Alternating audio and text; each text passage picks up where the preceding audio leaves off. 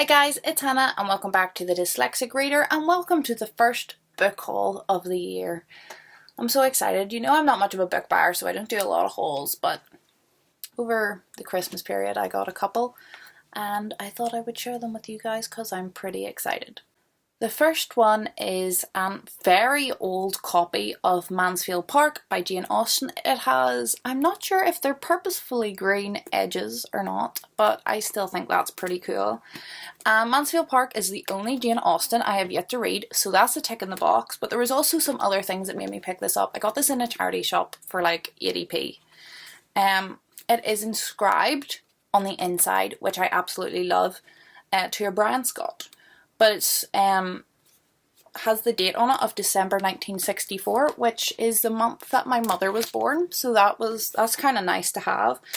But one of the things that really won me over about this book is, oh, you can't even see it because it's done in pencil, but it is very heavily annotated by previous owner. Whether that was Brian or not, I do not know. If you can tell by the handwriting, it doesn't look like a male's handwriting, but I guess it's possible. To me it looks more like a female, especially in the 60s. It's all very curly and calligraphy, I guess.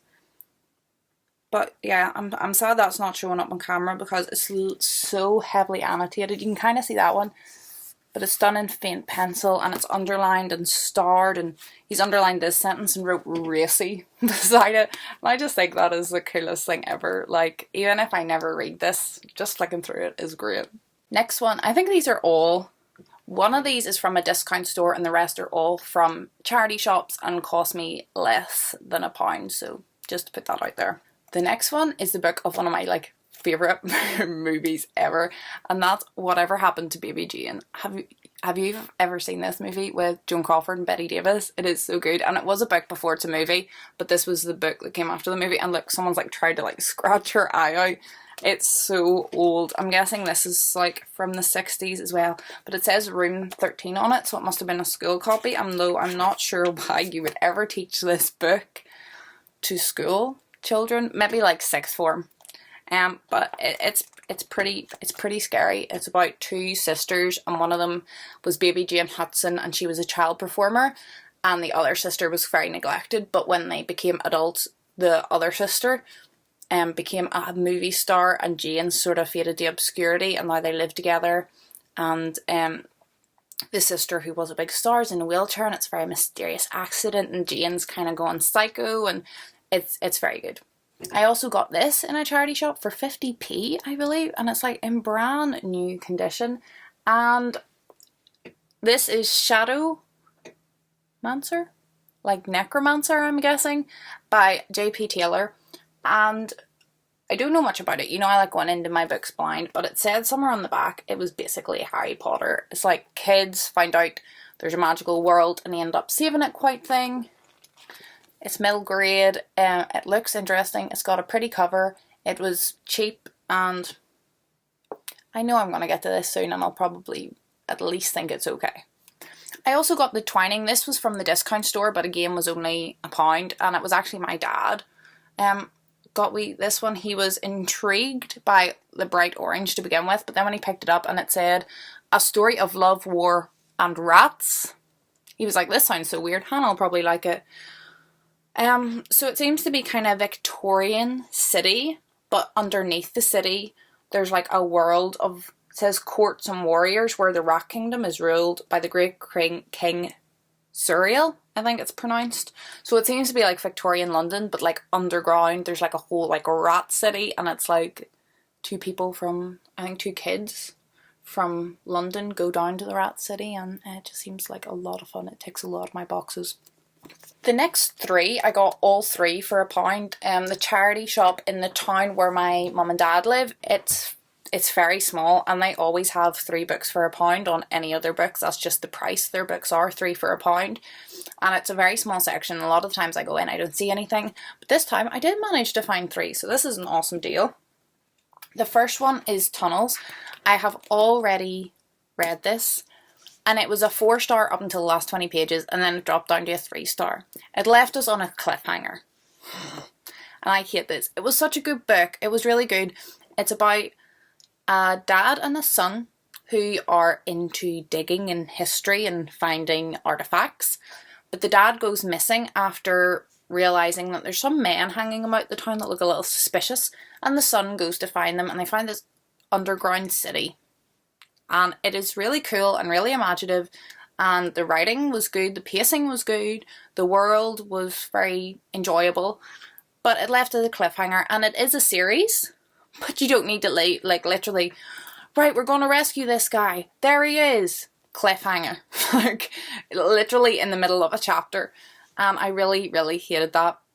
My library doesn't have a physical copy, but they have an audiobook, but it's a CD, it's not like a downloadable one, so I'm going to have to get it and then just listen to it in the car, because that's the only CD player I have, and hopefully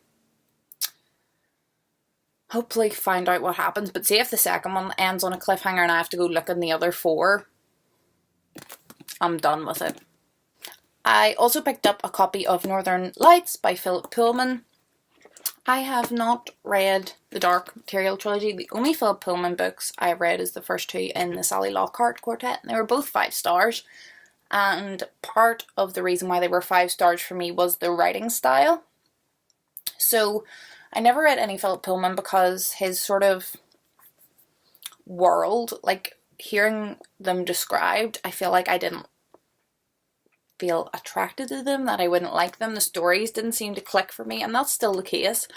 But now, having read some of Philip Pullman's where the story did seem good to me, it was the writing style that really grabbed my attention more than the story. I'm thinking I would enjoy most of his work because it's the writing more than the story that I enjoyed. So when I found this for so cheap, I just had to pick it up, check it out and see how it is.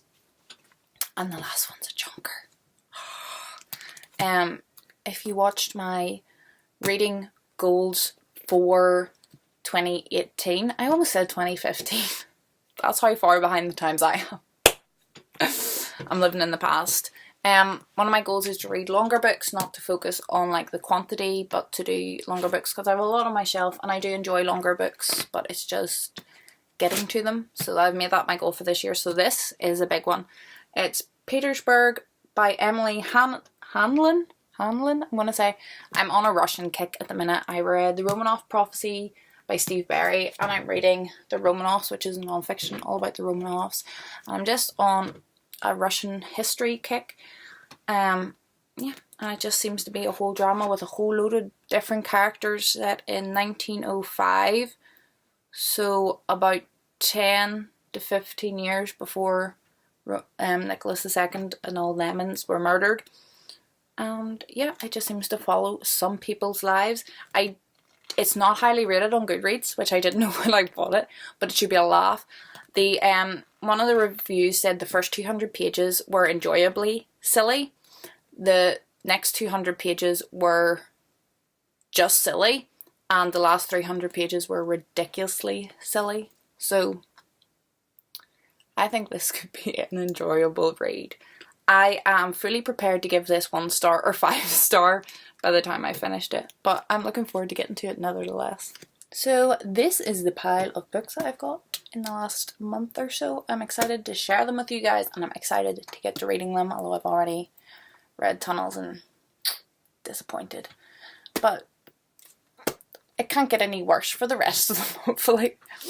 That's us for today. I hope you're all happy, I hope you're all healthy, and hopefully I'll see you in my next video. Goodbye!